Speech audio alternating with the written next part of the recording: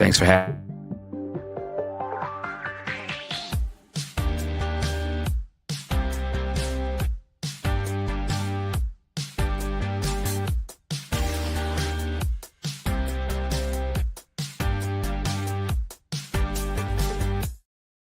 Welcome everybody to Den Excelsior episode 174. I'm your host Ricky. With me, as always, Dennis. What's up? And friend of the show returning for the 1 billionth time. 1 billionth time. We got Travis. I love it. What's happening, gentlemen? We're only one episode, or we're episode 174, but you've been here 1 billion times. I know. I was like, man, I missed it by one episode. Yeah. Maybe I might have to come back. Oh, 175? Yeah. Is that a milestone? Well, I mean, 174 seems like a little off, right?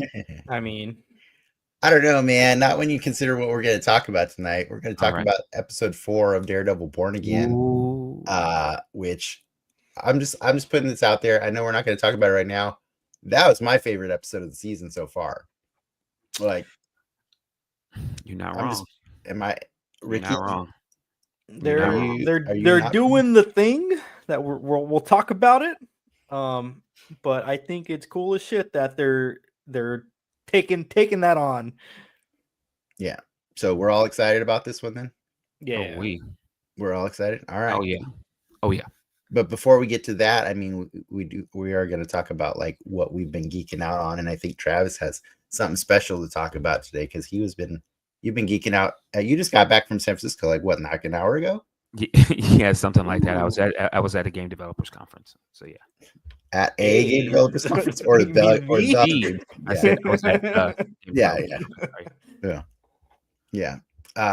You sent me a picture last night, and it was really funny because you were like, "What are you doing tonight?" And it was a picture of Travis with somebody else, and I kind of recognized the human being, but I couldn't place it. And I was like, I don't know who that is, or I don't know what I'm looking at. And Travis said, "Yes, you do." And I'm like, well, I'm not going to argue with him because he's probably drunk. And were you drunk? No, I was not. Oh, okay. Well, I mean, I had a few drinks, but I wasn't drunk. There you go. No, I had like 2 drinks. I wasn't blowing up his spot. Yeah. I felt like if you're at GDC and you're partying late night with celebrities, there's a good level of intoxication. That's fair. It's a high probability. Yeah, high probability. High probability. So I was like, you know what? I'm not going to argue with him.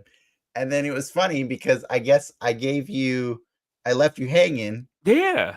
And so this morning you wrote me and you'd be like, "Are you serious?" And I was like, "Yes, I don't know who that is." Because I thought you were being cute. You know what I'm saying? I thought you was being cute, and I was just like, I don't have time for this right now, Dennis.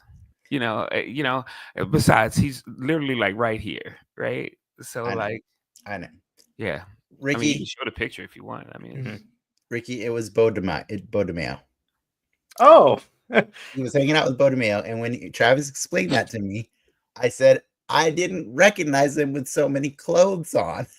I had an encounter with him at the I'm not gonna say where at right after Hall H. Yes, and he was wearing way less clothing than he was in the picture of Travis. What was funny was I met up with. He's at Comic-Con. That's par for the course, though, isn't it? I mean, but it was like I was talking about him and a very thin tank top at Comic-Con. I was explaining who he was to someone, and then I look over and I'm like, "Oh my god, that's him!" Yeah, that's him right there. And don't get me wrong, I'm not trying to body shame or anything. Obviously, the guy's very proud of his body if he goes around wearing like almost nothing. But like, I saw a fully clothed man in your picture last night, and it just threw me completely off, dude. All right. I mean, we all know the reason he's not working at Disney anymore. I mean, did he have any X-Men news to share? I'm not going to get too deep in that. All I'll say is that, you heard a side. Okay, we know the side being OnlyFans. This is one of the sides. One of the sides. Another being, I think what we can say is that man can write some good X-Men stories. Yeah. So what? Tell us about your encounter rather than me just. So he's at this party at GC, and I'm like, that's what am I? I'm pretty sure it's him. You know, yeah, I'm positive it's him. And turns out he was a friend of a friend of a good friend, right? And we, and I was like, look, dude, like, I'm gonna be dead ass with you, right? I said uh, that last season was just completely and totally ridiculous. I said, when I saw how you really, really handled my boy, Scott Summers, I cried because, that's the Cyclops I've been wanting to see forever and ever and ever in something besides the comics. You know, Mm, and he was like, that's really cool. Like I appreciate that. And just look, I've been creative for a long time. I mean, I like, um, and uh, to see another person that you can you know get that deep in weeds with was amazing. I mean, it was cool. We sat down, we talked, you know um and I was telling them, like, hey, you know here's here's what I thought of that season. And I said, my boy wants me to go back and take a look at the old stuff, and I'm like, I will, but I'm sort of disappointed it won't like be as fly as what you have here. you know um and yeah, I mean, it was, like I said, it was a really cool conversation, and in that conversation we talked about all kinds of crazy stuff, and I was able to explain midichlorians to him, and he said that is the most plausible excuse I have ever heard for midichlorians, and thank you. You know, yeah. So we were all Star Wars geeks, and so turns out he was like, yeah, man, when when you're in town, give me a call. Um, so it was really cool when you can meet creatives and they're not jerks. that's cool. Yeah, I have yet to meet one that's not a jerk. I'm s- Present but company included, probably. yeah, All yeah. No, I'm kidding. I'm kidding. I know. It's no, that's cool. Like I was very genuinely happy for you this morning when you finally clarified who it was. Like uh I had a bad migraine last night, so like I was in a Cranky bad pants.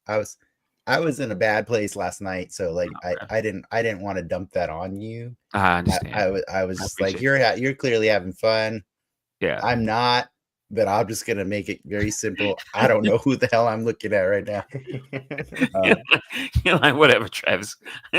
Go to yeah, bed. Yeah. yeah, Yeah. but no, that Yeah. when I was in a better mood today, and so it was more fun to Chop it up.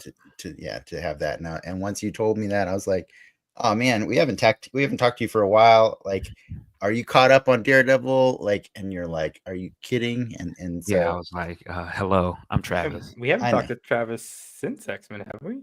No, we have. I think we Not have. since Daredevil. Not since Daredevil came out. No. No, not since Daredevil, but since X-Men. We've Oh had yeah, yeah. We talked about X-Men. Yeah. Oh no, yeah. but I'm But saying since then, it's in between something between the X-Men and Daredevil. We have talked. I don't know if we have. I feel like we have to. no, because we made Travis watch X3, right? Are you That's two. serious? X2, well, yeah, X2. Yeah, it's been a Okay, minute. I hmm. It's been a while. Fine, fine. I'm not going to argue with you guys. It's fine. We always love having you back, even though Good to be it's back. Yeah. clearly not the billionth time, if that's the case. Amen. I guess let's do a recap really quick. What was your thoughts on not Falcon, Captain America 4? I mean, it was all right. It was all right. Did I it mean, need to be anything more? well, yeah, because it's Captain America. And the thing about it is like, like, truth be told, I mean, I wasn't necessarily like a big fan of the first Captain America. I mean, Mhm. it was all right, maybe a little better than I, but I appreciated the origin story. But once you got to Winter Soldier, which I think marked that like pivot. I think because I always thought before Winter Soldier, Marvel looked sort of plastic and very toyish, and I think like their cinematography like grew up during Winter Mhm. Soldier, and it just seemed like there was a bunch of loose ends all around the Marvel universe, and they just said, "Let's make one movie," and and it just ended up being like the fried rice, version of of Captain America. Let's throw all that stuff in there, right? And so I mean, I didn't hate it, but I didn't particularly like it that much. Do you think the marketing ruined some of the best Yeah, surprises in that movie? yeah, It really did, right? yeah, Like we'll never know. Like because think back to like how awesome was it when Captain America picked up the hammer, right? yeah.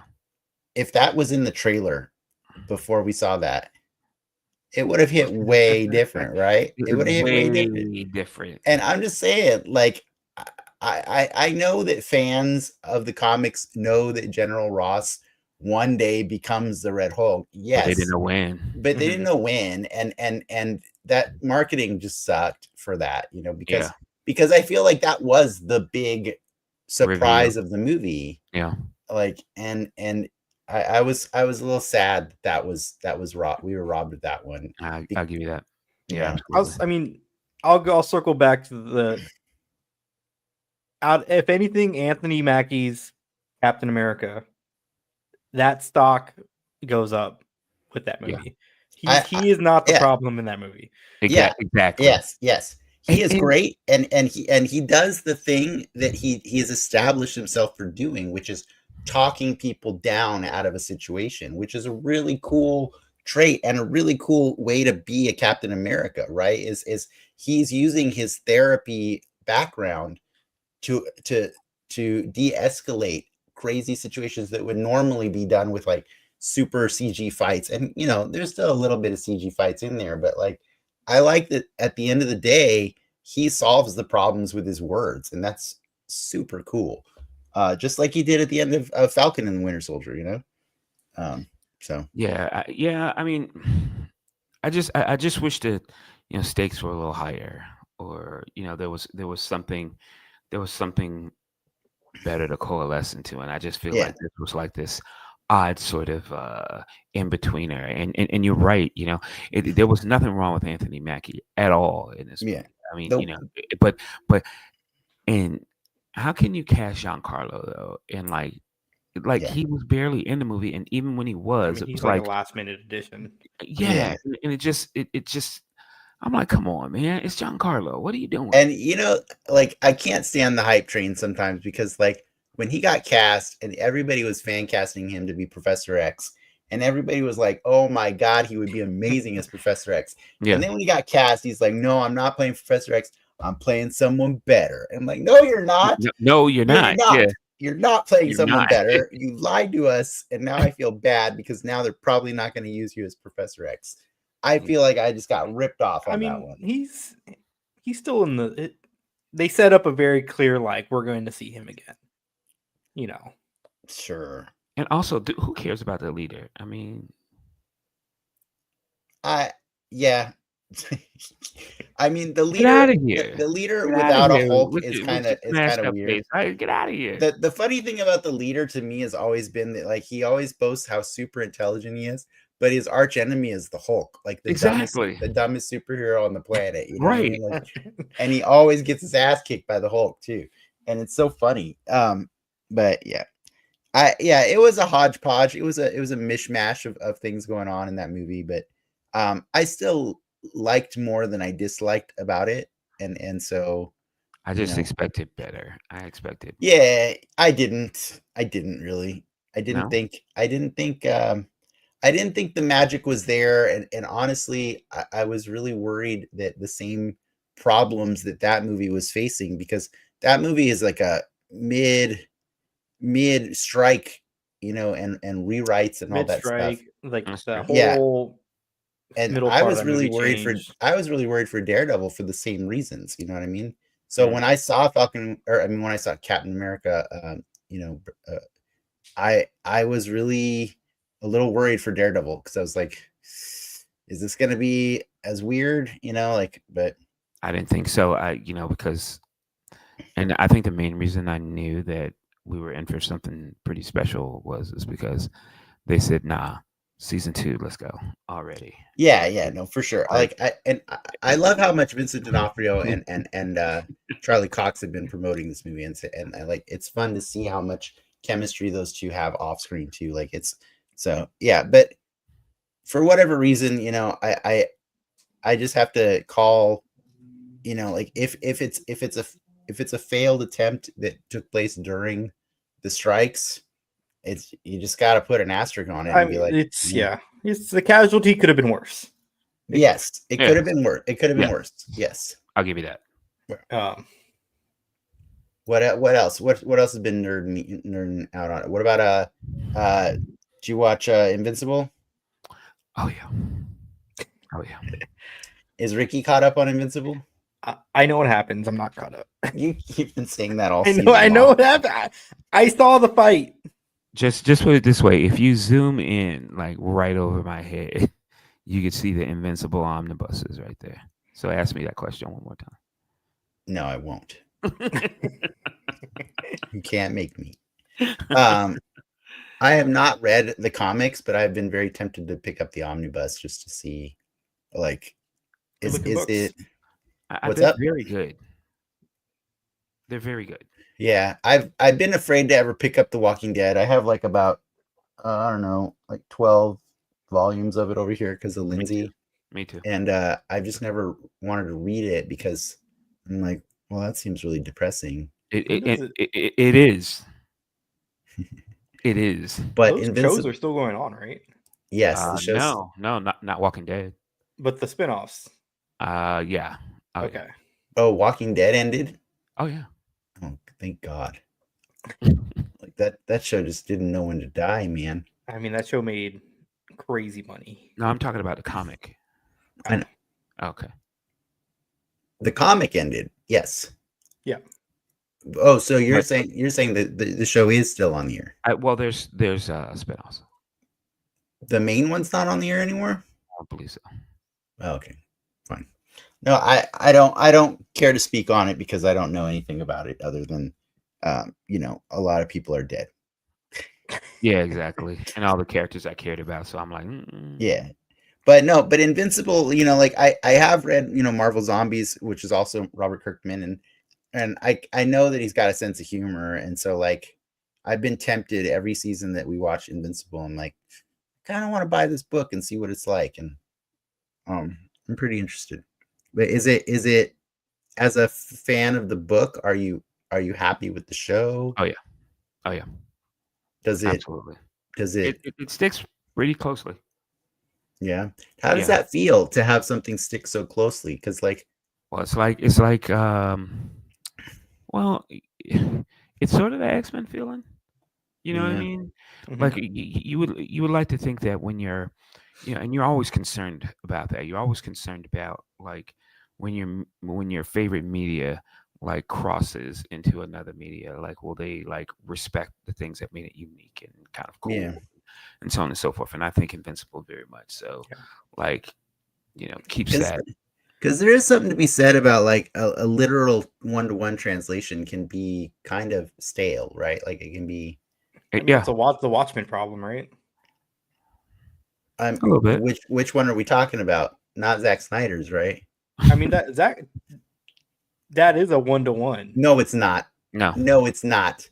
The new one on the new one, the part 1 and part 2 it's so 1-to-1. We were watching part 2 last night, and Lindsay was on her phone, and then she was saying something about how it's kind of boring, and I was like, "What? Watchmen's boring?" And she's like, "Well, what I mean is I literally know every word of the comic, and they're just regurgitating the exact same thing." Mm-hmm.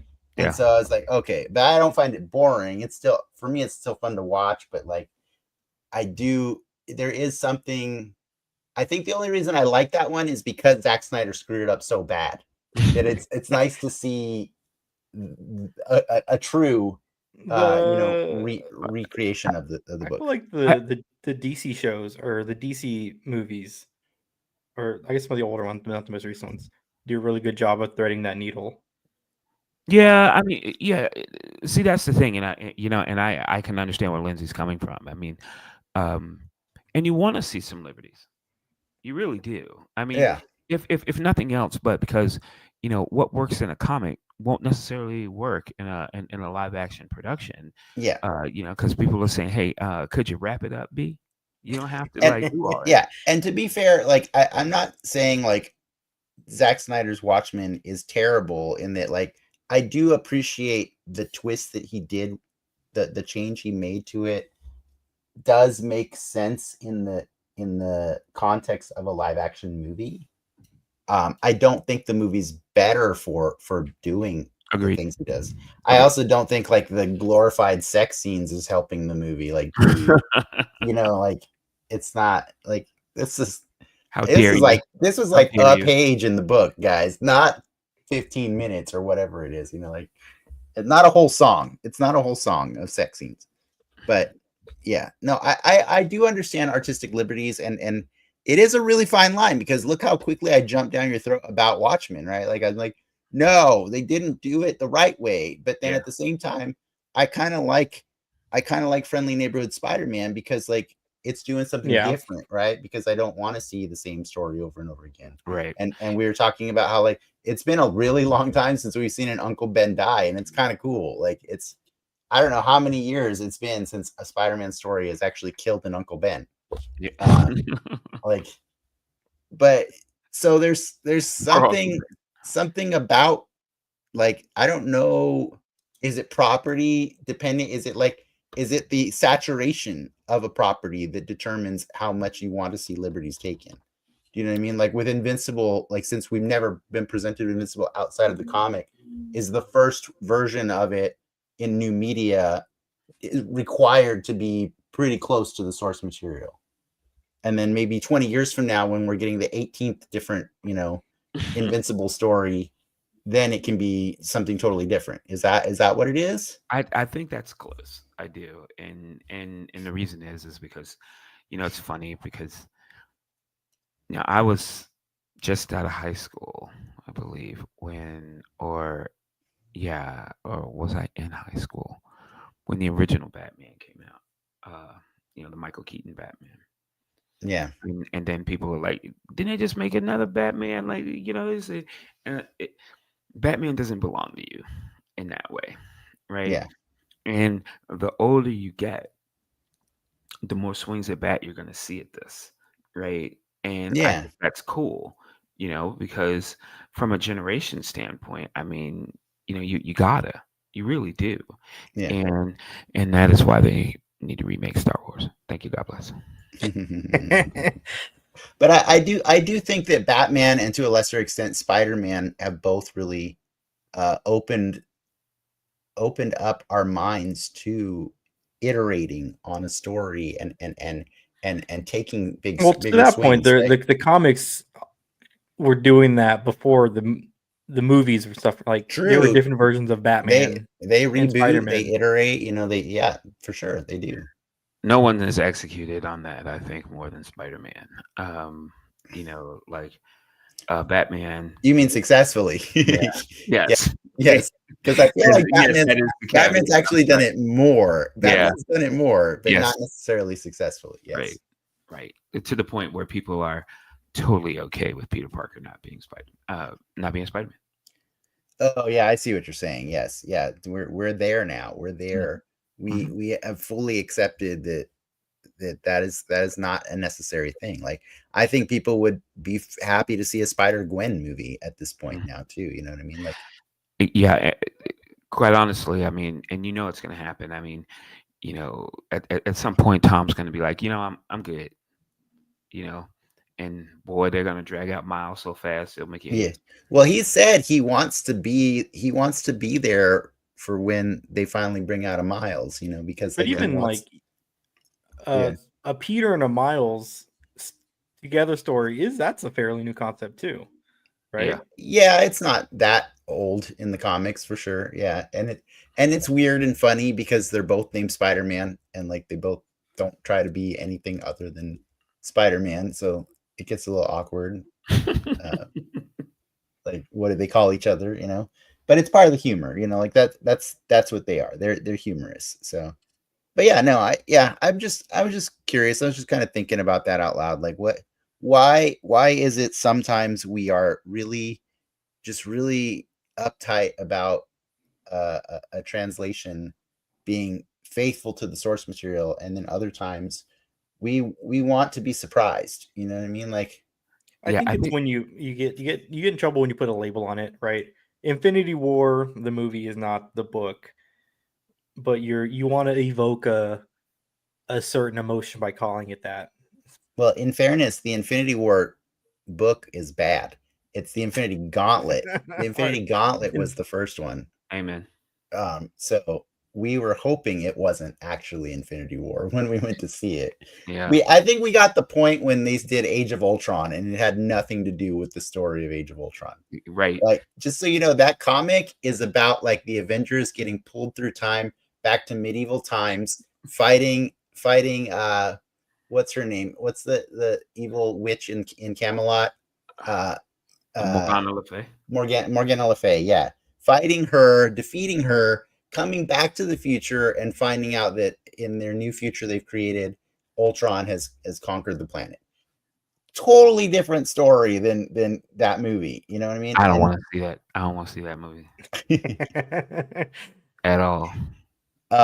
But so I think at that point it was like, okay, you guys can steal the names and it's fine. It's fine. You know, reinterpret what the name means. So it wasn't even an Age of Ultron. It was like 5 minutes of Ultron. Like a couple days of Ultron. Yeah, 5 minutes of funk. A couple days of Ultron is what that movie should have been. Yeah. But anyways, we can move on if you guys want. If you got anything else you wanted to talk about, or if you want to. You went to a convention, Dennis, right? I went to Rocket Con this weekend. You went to Rocket Con. What was that? It is like it was held at the Del Mar Fairgrounds for 2 days, right. And it is the best I can say is it's baby's first Comic Con. It's a WonderCon? No, it's even smaller than WonderCon. Like, if you think WonderCon's small, you have not been to enough conventions. You're spoiled. WonderCon is still pretty big. I've definitely been to smaller conventions, but yes. Yeah, this is like I shit you not, like the cutest thing ever. Like, so I went with my buddy Vince. We were there for probably an hour and 15 minutes, and then we were like, oh, I guess we saw everything. Huh, that was fast. And then so we were like considering what to do, and we're like, it was at the fairgrounds, so like they had like some of the fair food set up outside, like for started drinking. So we went outside and got some food, and we had to share a bench with a family. It was a father and a son, and it was the cutest thing ever because this father was like really serious. Like, they were looking through the program, and they're trying to set an itinerary for all the different like little celebrities they're gonna hit. And I was like, this really is your first like, this is what it is. This is the training ground. So I'm not mad at it, because like I really do think that kids got to start somewhere, right? And I think absolutely. And if you can start that with your dad, like that's super cool. My dad was never taking me to Comic-Cons. I'm just saying. I'm pretty sure yours wasn't either, Ricky. My dad took me to a San Diego Comic-Con. He did, San Diego? Yeah, we went to Comic-Con like in 06. No, earlier, like 02. It's a Spider-Man 2 era. I have a picture of me in a Spider-Man 2 shirt. All right. Well, good for him. I'm happy. I'm happy to hear that, because that set in motion a series of events, right? That would lead you to going every year for the rest of your life, probably. The credit card debt. Indeed. Well, I'm just saying, like, that's, for me, that was a really cool thing to see. And so much so that, like, you know, when we were done eating, my buddy's like, do you want to go and do another lap? You know, because like we were saying, like, as we were walking, like, the thing we like about being at those kind of things is I like seeing other people's junk. You know what I mean? Like I like to see. Oh, wait a minute. Yeah. I know that works multiple different ways. I know what you mean. But I like to see like this random guy that's curated this ridiculous He-Man collection over like the course of his life. And now he doesn't know what to do with it. So he's just trying to sell it. You know what I mean? Like, he's just trying to sell it at any convention he can. And I think that's really cool. Like, I think it's cool to see. Like, that's my favorite thing about. You're gonna see your future there. I think that's my favorite thing about. Yeah, I know, right? Like he's like, shut up. 10 years I will be here. But no, really, like any comic convention is just like it's a convergence of every type of nerd there is, right? Like you're kind of allowed like the freedom to just worship at whatever altar you want to without being judged by all the other people who are also worshiping at their own altars. And I think that's a cool thing, no matter how big or small it is. So RocketCon's cool. I probably won't go every year because I'm a little spoiled. I'm spoiled by the bigger ones, you know. But it was $28 to go, you know, so it wasn't great. Yeah, exactly. You asked. You did. It was a 2-day event, and I'm like, I don't know why a 2-day event. Who was the marquee celebrity at RocketCon? They had 3 Yellow Rangers. They also had Flash Gordon and the girl from Flash Gordon, Sam Jones, and I don't remember her name. I like to think of him as Sam Jones from Ted. I was on set. No, wait, no, was I? Yeah, but he's in Ted 2 for like a minute. Is it Ted 2 or Ted 1? Oh, he's in both of them, isn't he? He's in both, yeah. Yeah, you're right. Yeah. But anyways, there wasn't that many. I will point it out just because, like, you know, I'll own it. There was an awkward moment of racism on my part. So there's an actor at the table. I know I set it up awesomely.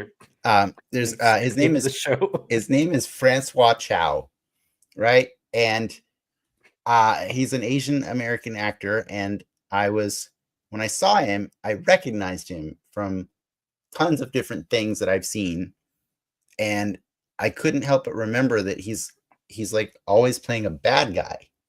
And then I was really fun to see, like, over in the corner of like he had like pictures of the different performances he'd been. He was actually also Quick Kick back in the 80s in G.I. Joe. So he played a good guy for once, you know, like he played, and so I was like, oh, wow, I've seen you in a lot of stuff, and I had no idea you were Quick Kick. That's so cool, you know, like, and I was like, because usually you play a bad guy. And then he's like, yeah, I'd say about 80% of the time I play a bad guy. And I was like, yeah, I feel like it's like, and it's always like a surprise in your shows, like when you turn on somebody. He turns heel. And then I started losing him, right? I wasn't like, he wasn't really vibing with what I was saying. He's gonna buy something or what? No. So I kind of left, and I turned around. I was like, I gotta go find my friend. And I look, and my friend is gone. He doesn't want to be near me.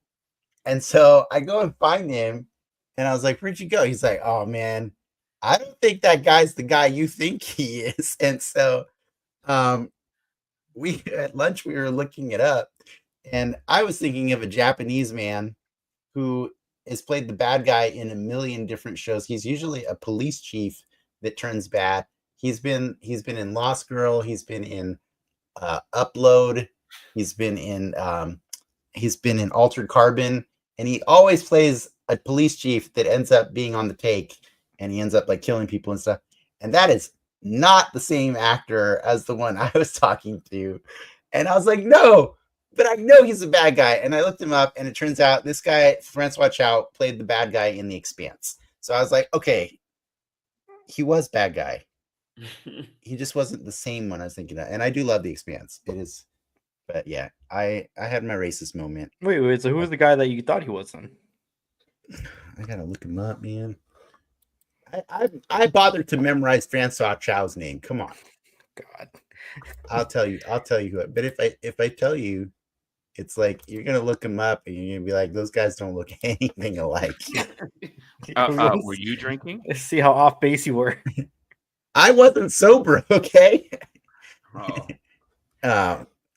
It may have contributed to the silliness.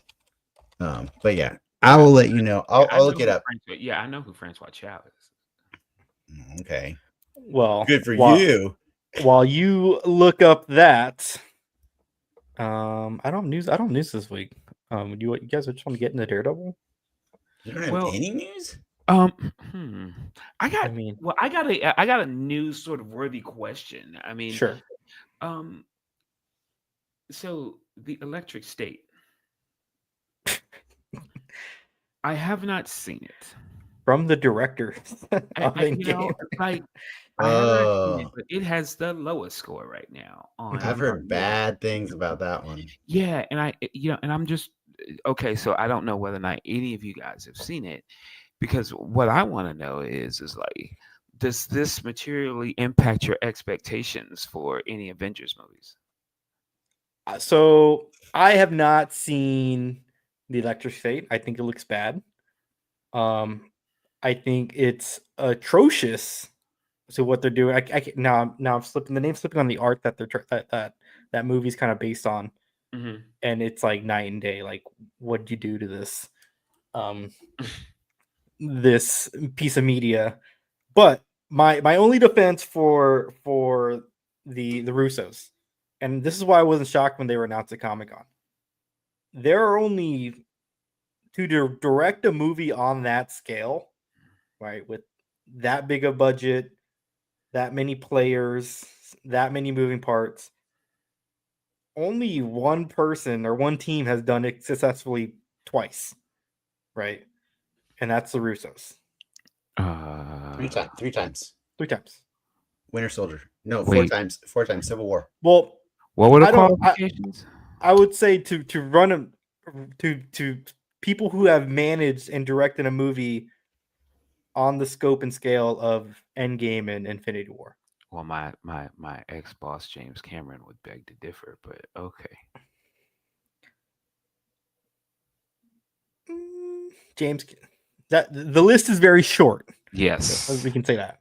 Okay. So when you have to make Avengers 5, when you got to make Avengers 5, it's a very short list to call to who might be up to that task. So I get why you bring them back. I would argue that James Cameron's too old to pull it off. He's out of touch. Like I'm just saying, Battle Angel. He handed that off. Yeah, he handed it off. Yeah, he didn't. Robert Rodriguez. That was He handed it off. Yeah, it wasn't good. All right, it's not good. It's not good. But Avatar 2, not very good. I'm just saying. Yes, it is. It's not good. I would beg to differ, but all right. I appreciate that you took us for your birthday to see it, but it wasn't. I would like you to take me to see Avatar 3, Travis. I'm getting my invitation pulled. Hiro Kanagawa, by the way, is the actor in the other shows that I was thinking of. You can look him up on your own.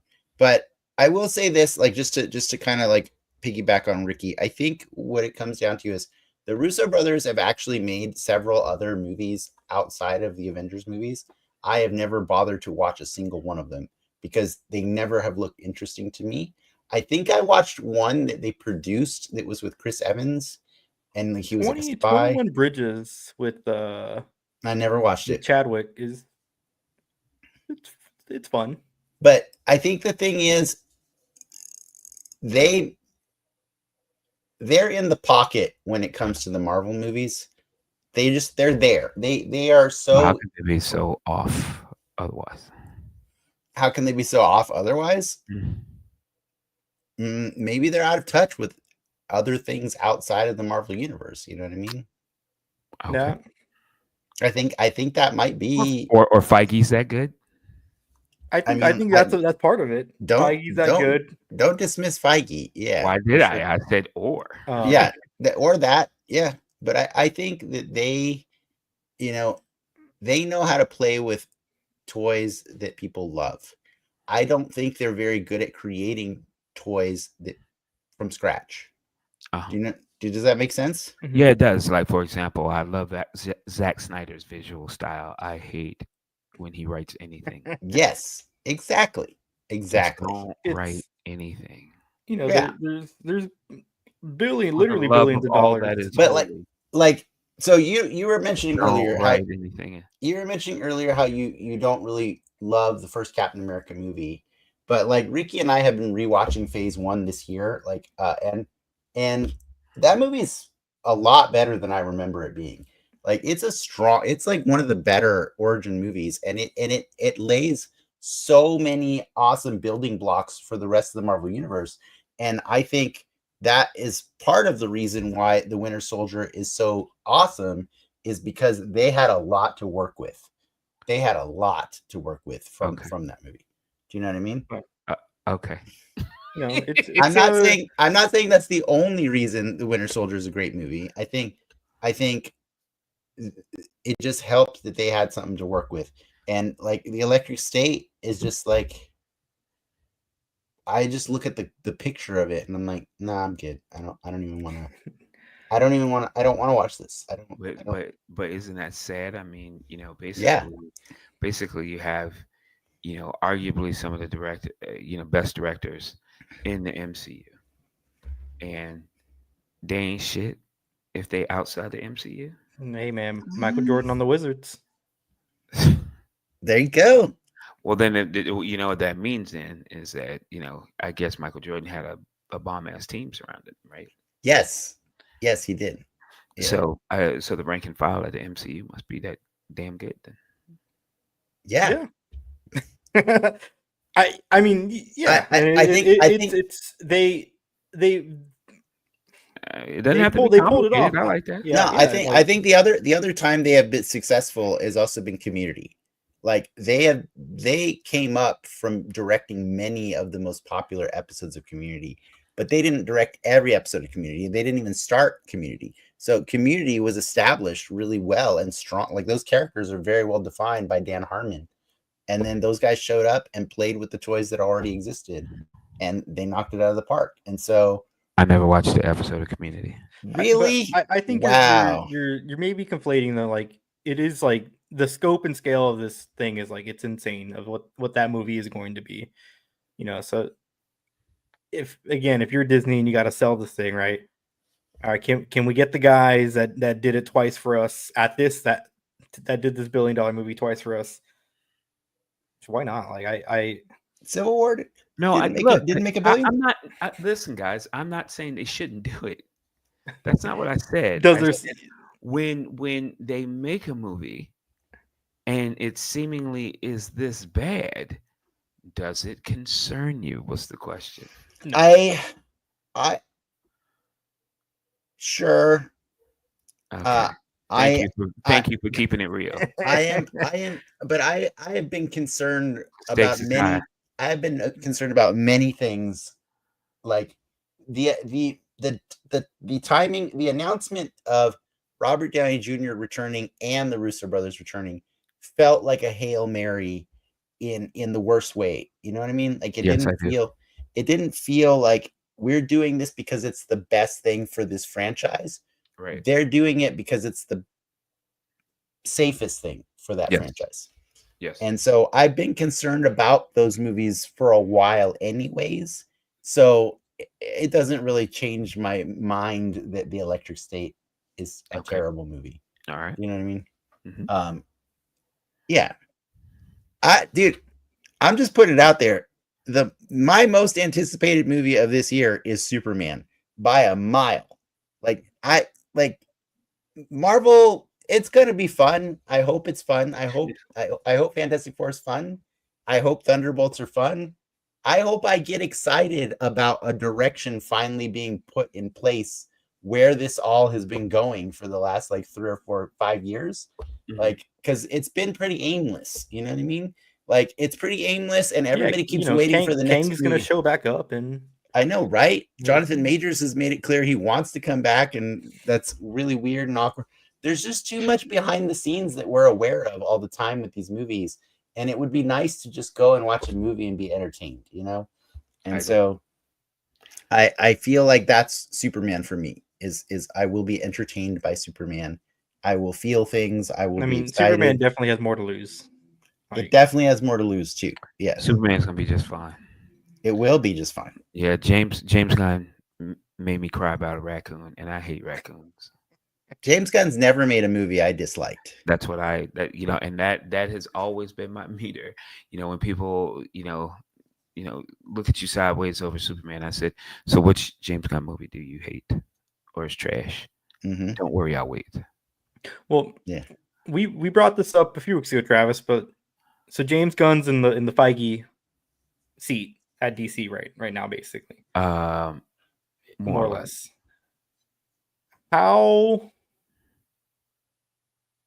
many more movies do you think he directs for DC?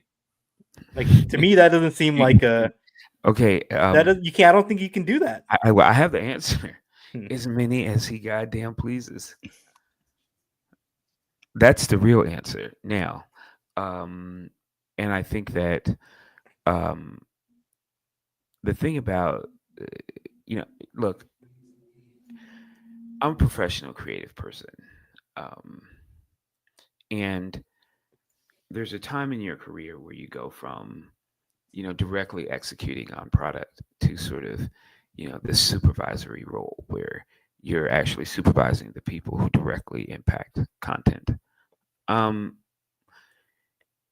and it's an awkward position to be in because you see problems that you can fix and you're like, oh my god, just let me in, coach, just let me in, I could do it. And I think that he's going to be in that position. Well, he is in that position, which is either going to be really good or really bad. The jury's really out on that. But I think that he is going to eventually become like a closer to some degree. yeah, I feel that. That's where I feel like he's going to be. Like, if these movies are if these movies are comic book issues, then you'll drag Gunn in to do the annual. You know what I'm saying? And I think that's basically what's going to happen at DC because he's an artist and he's not going to stop at all. And why should he? Especially, if he's doing it. And it's going to be about him delegating some of that, some of that work. And I think he's up to it.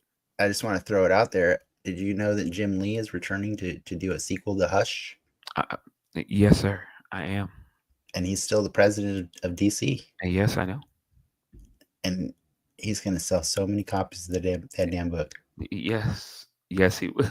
So many. So it's whenever he feels like it, Whenever he feels like it. I remember talking to Jim one time, and he says, "Yeah, I'm going to go to France for a year." And I said, "Why are you going to France?" And he says, "'Cause I want to." And I was like, "Okay." And when you get to that level of awesome, just because you want to is good enough. Do what you want. Yeah, because I want to. Yeah, James Gunn's doing Superman because he wants. What I want. Yeah. All right. Yeah. I think we've danced around a while. Let's do this. Go. Let's do Daredevil.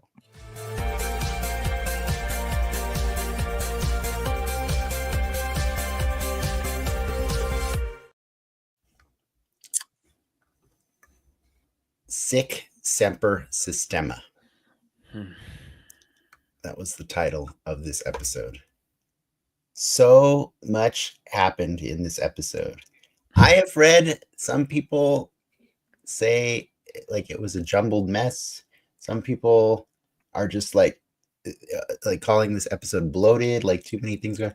I've never been more out of touch with the media critics than they have been on Daredevil Born Again. I do not understand where the hate is coming from. I freaking love this show, and this episode surprised me multiple times, and it so much so that here's a testament. I just want to put this out there before we go into discussion about this. So my wife, ADHD, Lindsay, she's got a lot of attention issues sometimes when it comes to sitting down to watch a movie or TV show uninterrupted.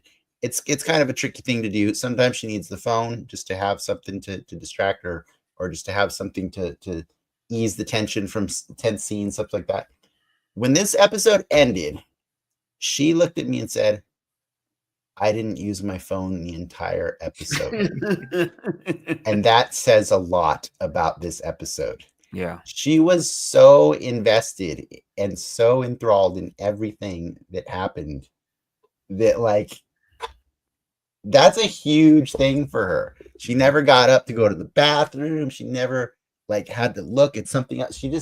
We were just in there. We were in this story for all of the 50 something minutes that it was. And it was glorious, and it was gross. It was dirty. It was gritty. They used multiple F-bombs in this episode, and they felt supernatural. Like, I just keep pointing that out. Like, I didn't even notice the F-bombs until I rewatched the show. And I was like, oh my God. That's Like, funny you say that, because I didn't notice them at all. So now I'm like, I need to go back. That I noticed it in the first episode, and then I noticed it again, because I mean, we can count we used to be able to count the number of F-bombs in the MCU on one finger. But now, because of Daredevil, it's one hand.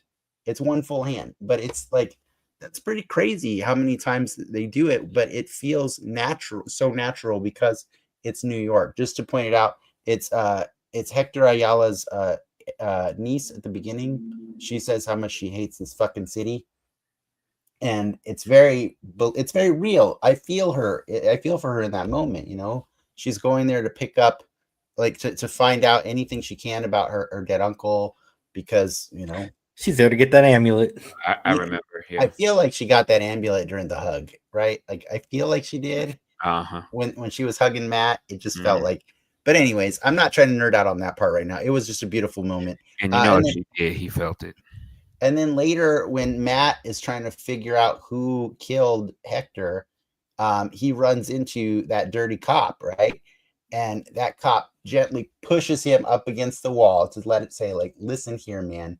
I know you can't see this badge because you're fucking blind. And he says, he drops F-bombs a few times in that conversation.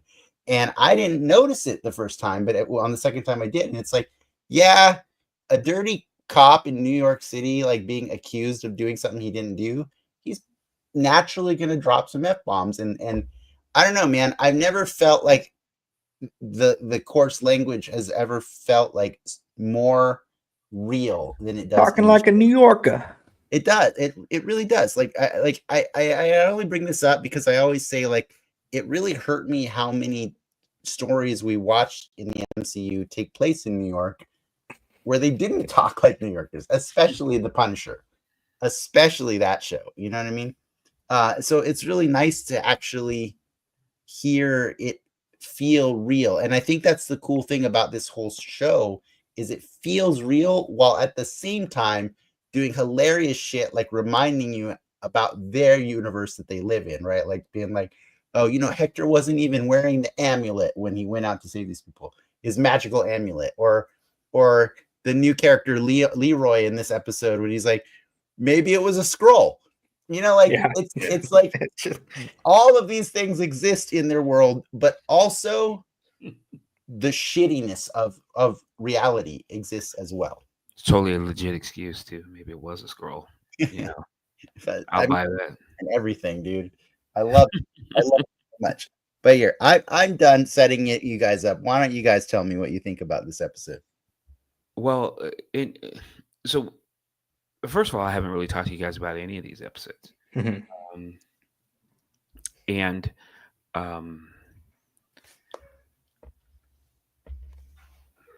Seeing episodes, you know, the first two made me realize how serious they were. Right? Like, for real. And I was just like, okay, they're really swinging for the bleachers here, you know. And what made this current episode really good, at least as far as I was concerned, is that they did what I love to see in other you know, superhero serials, but the difference is that it had also that Marvel sort of gloss or sheen on it. And what I mean by that is, like, you see these other TV shows about superheroes, and it's it's a little CW, like, or whatever. Um, but and they do that a lot of times because they don't have the budget for like these special effects and all Mhm. this other kinds of stuff, Um, and I never feel like uh, these Daredevil episodes are lacking for funding or like Yeah. and it's real drama, right? Like it's real drama. Like Matt has a love interest, uh, the kingpin and his lady are going through it. There's a real court case where you hear lawyers go back and forth and they talk to the judge and it's like, oh yeah, and by the way, magical amulet and I'm gonna whoop your ass. I mean, so for me, this all of this is kind of like, to me, like really legitimizing, like this show is like it's a serialized show, but it's not just a normal like pick up your toys and have them clash against Right. whatever. It's like a real drama. Like You Yeah. know? you only had like 3 minutes of Daredevil in the show. Like, Yeah. on Well, I mean, real, And I, and that's and the fine. crazy part- well, okay. Yes, it is, and no, it isn't. Okay. And what I mean specifically is that, and I know for people like us, for example, like, we chewing that up. We chewing that up. We really are. Because I really feel like, because the show is going to have so many episodes, you'll see plenty of Daredevil. Mhm. You will. Um, but a lot of people are like, oh, when does he put on the fucking uniform and go do the things? And, yeah. and, and so during the course of the show, I think you'll see enough Daredevil. But they've really been sort of miserly with with the suit for now, and I can see how some people be like, come on, man. I could see that, but I'm willing to wait. Ricky asked this question last week because he's famous for his "I'm gonna be pissed," and he said like, how many episodes can you go before you're gonna be pissed that he hasn't been Daredevil? And I'm like, Yeah. I don't know, man. Given what they're giving us right now, I'm actually okay with this continuing as long as they want, because I know at some point he's gonna have that's the crazy part with this show, right? Like, I think I'm okay with it, certainly, but like more people than not are fine with Daredevil not being the villain of the week show, right? They're I'm really about to, yeah. I'm Yeah. about to drop the mic on this one though. Like, see, the thing about it is like, and what they're doing, and I see what they're doing, right? Um, Matt went through some shit, and they're not sugarcoating it. Mhm. They're just not, okay. And so what is he? So he's trying to play it straight, okay. And then he did what he felt he had to do to get a man out of prison that went completely left on him. Okay, so now he's sort of got that on his soul, and uh and he's rightfully pissed, and you can tell like he's a rageaholic the whole time. And then what does he do? He goes visiting the very person that he shouldn't when it comes to rage, you know Mhm. and I was like, yeah, he's not there to do anything else but get your permission. And he said it just like that. He says, you're here for my permission to go buck wild, right? Yeah. And so all of the episodes that we're seeing right now, all of them, okay, where he's without the suit, is gonna make that episode when he puts on that helmet being like, it's about to go Yeah. It's gonna down. hit hard when it happens. Yeah. And that's when all the arms are going to be Yeah. broken, the faces are going to be punched, the Yeah. asses will be kicked. It's going to be a scene. It Yeah. will be. I am convinced it's going to be a scene. Yeah, and I think that's really interesting that you brought that up, like that he went to Frank Castle for permission, because like what we've been seeing these last 4 episodes is this is Matt without Foggy. This is Matt without his Rest in conscience. peace. Yeah, but like a Matt without his conscience is not cool. It's not cool. Like, think about what he's done. He totally outed a man who has a secret identity as a superhero vigilante, even knowing he would hate for that to happen to himself. Yep. He did that, and he had to kind of know that guy's life was blown up, right? Yeah. And he went and did it anyways, and now he's dealing with the repercussions of that. And then in the middle of this episode, he gets assigned a new case. You know, he gets a Leroy, I think Bradford, the And IMDb. how dope was that scene? That guy was he had 2 scenes, and they're amazing. I will say that's drama. That's the what I'm talking purpose about. Ain't got that nothing to do scene with superheroes. served. Ain't got nothing to do with capes. It's got to do with just Some being real life angry, shit right there. Real life Yeah. shit. But that's what I'm saying. Like the thing that Matt went and did with this guy after talking to this guy and saying, I want probation, don't settle for less. Then that guy went and did his big city, like, you know, like flirting with the Yep. was it the DA or whatever? Like he's Yep. just doing his thing. They're doing like a little tit for tat. And then you know, he ends up deciding, oh, you know, I did pretty good at this, like this back and forth. Yeah, I'll go back with 10 days. 10 days is good. And then he goes back to Leroy and you know, and he gets served a speech that was so epic in its mundaneness. Like, Yep. because Leroy breaks down what his life is, and his life is not something that Matt even bothered to understand before he went and negotiated. And Leroy can't do any time in jail, because if he misses a critical appointment like his SSI appointments, then he's not getting paid anymore. And then next thing you know, he's doing more crime, and it's an endless vicious cycle. And Matt looked really humbled in that moment, because like he realized, shit, I didn't even bother to like ask this guy about any of this stuff. I just thought I was a really cool lawyer. And it's just moment after moment of just not having Foggy there as his Jiminy Cricket, as his conscience. And so what's he do? He's like, I need a conscience. I guess I'll go to Frank Castle.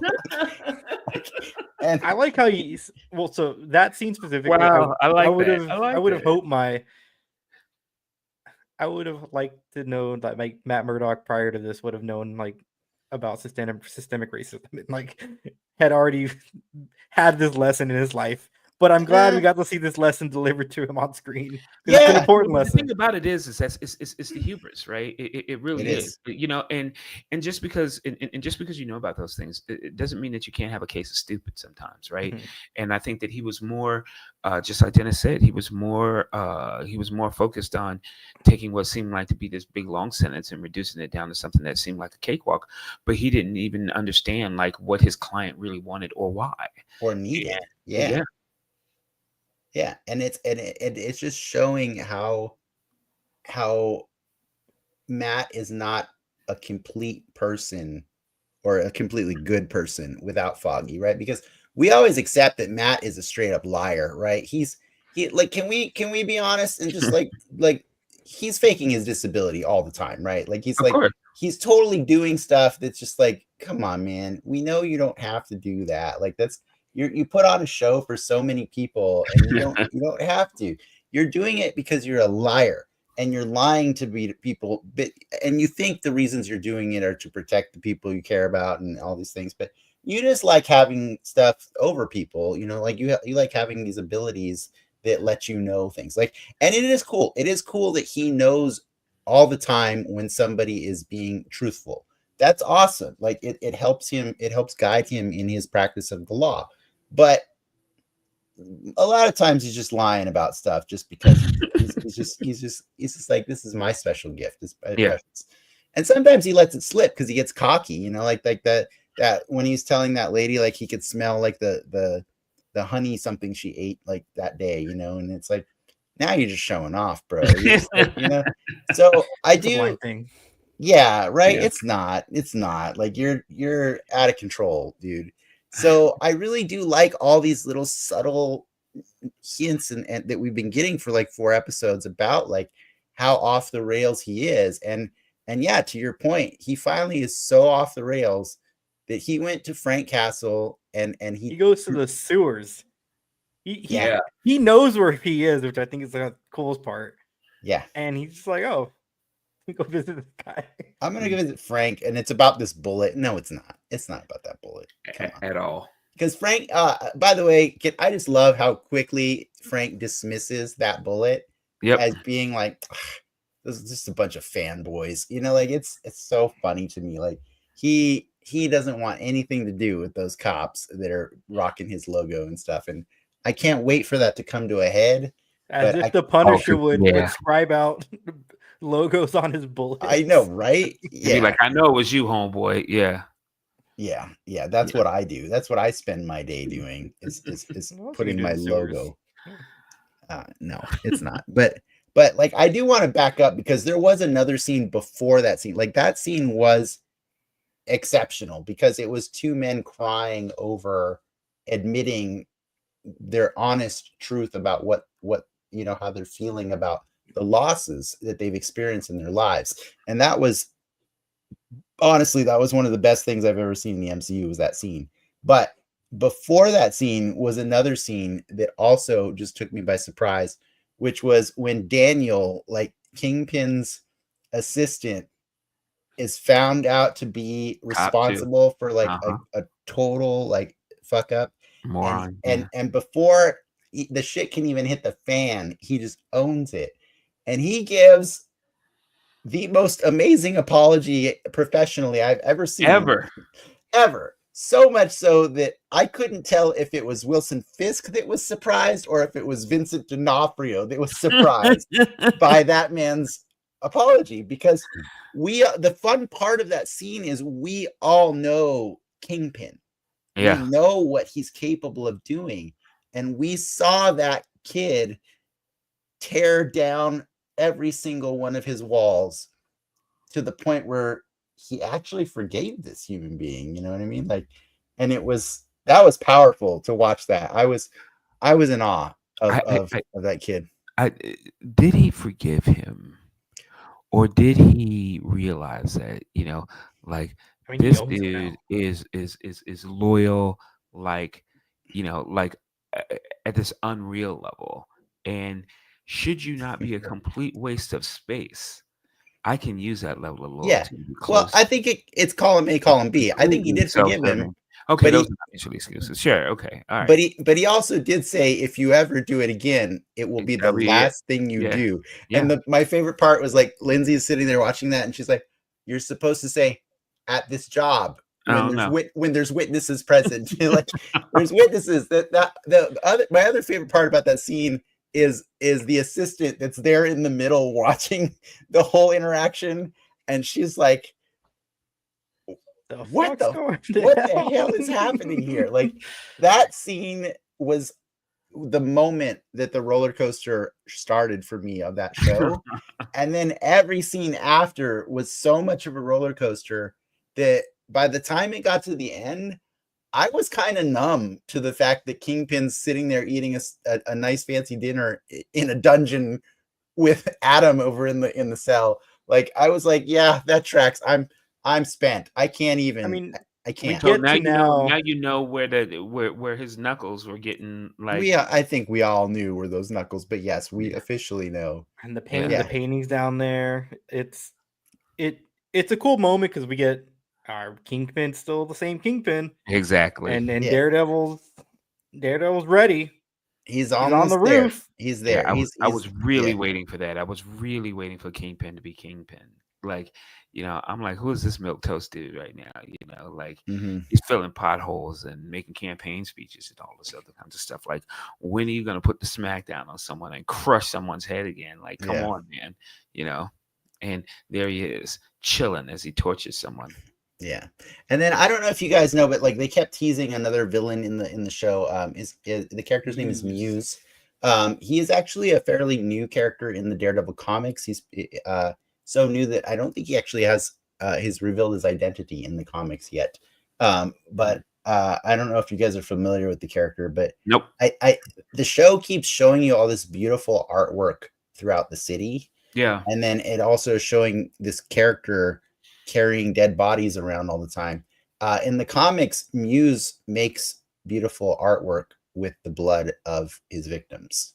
Oh. So I think nobody, sorry if I'm spoiling that a little bit for you guys, but like, that's good. Nobody's bothered to pay attention to the art all over the city, but somebody's going to notice it at some point. And there's a lot of red in those paintings. Nice. Yeah.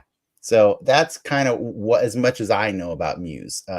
We'll see where that goes, but it's kind of cool that they're adding in some new flavors in there, like that because I think it helps, like we were talking about earlier, when you do a show, when you do a story that's based on something very iconic that everybody knows, it's fun to have new elements that keep us on our toes, So like, I like this Daniel guy, like because I don't know what's going to happen with this guy all the time. Like he's what he reminds me of?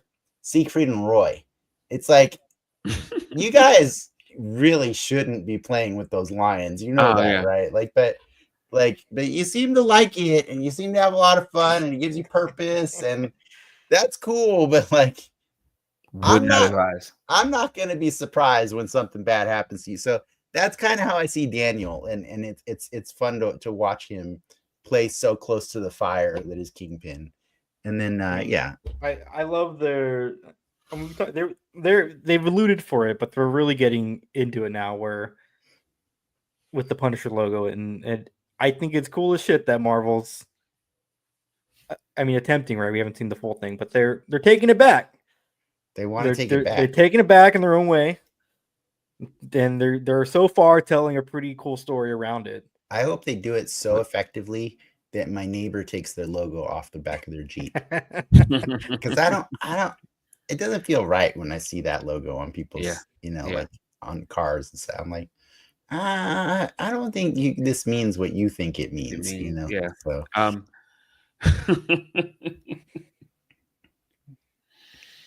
Yeah. I just appreciate shows like this. And I think this happens on Disney Plus more so than anything else, but they can make them 30 minutes, and they don't.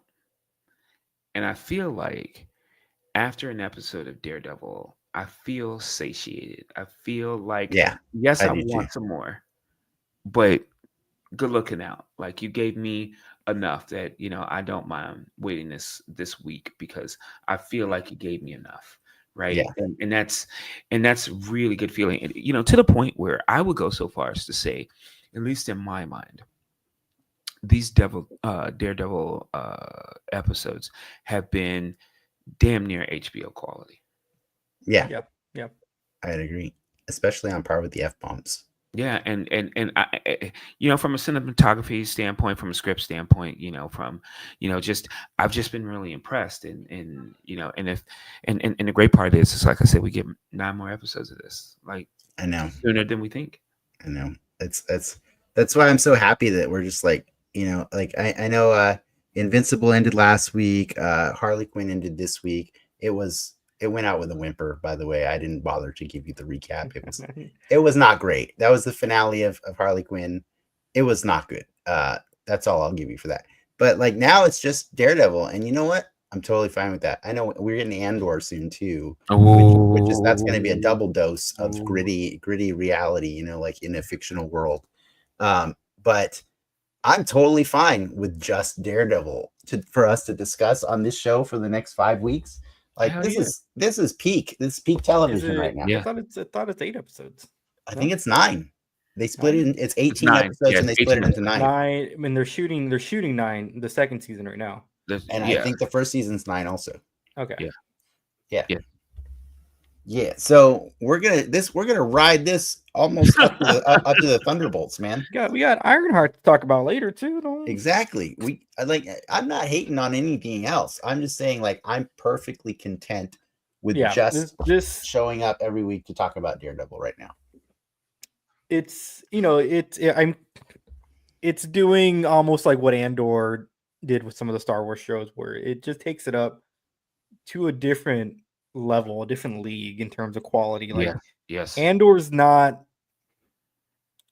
like, it's a really good show that happens to be set in the world of Star Wars, and I think you can say the same thing about Daredevil, where they're doing some really. It lives in the MCU, but it doesn't. It does its own thing, right? Yeah. they're scrolls, but they're not gonna show up. No. Yeah.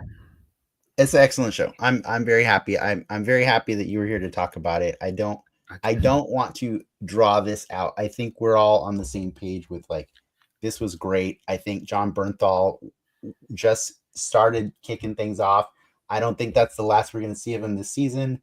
I think he was excellent as always as Frank Castle. I think it's amazing that they didn't even bother to mention that he's the Punisher in this episode.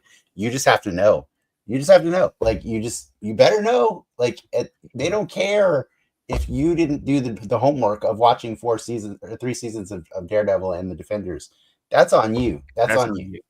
Yeah. And because this show is fully a continuation of those shows, and that's what I love so much about it. It says you better be caught up because we don't have time. We're going forward. Yeah. Exactly.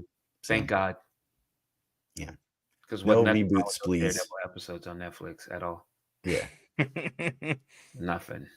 All right. Well, I don't have much more to talk about on this one. I do appreciate you guys coming together on a Friday to do this. I know we normally do Thursday, but I look forward to doing this more. And Travis, if you want to do it more with us, that's fine too. Just give me a shout, man. You know, I love talking nerd stuff. Nice. And then I'll tell you after the show ends what you should text Motomayo to tell him. Some questions and some comments and some notes. Okay. Yeah. All right. Are we good? I think we're good. All right. And with that, true believers, enough said.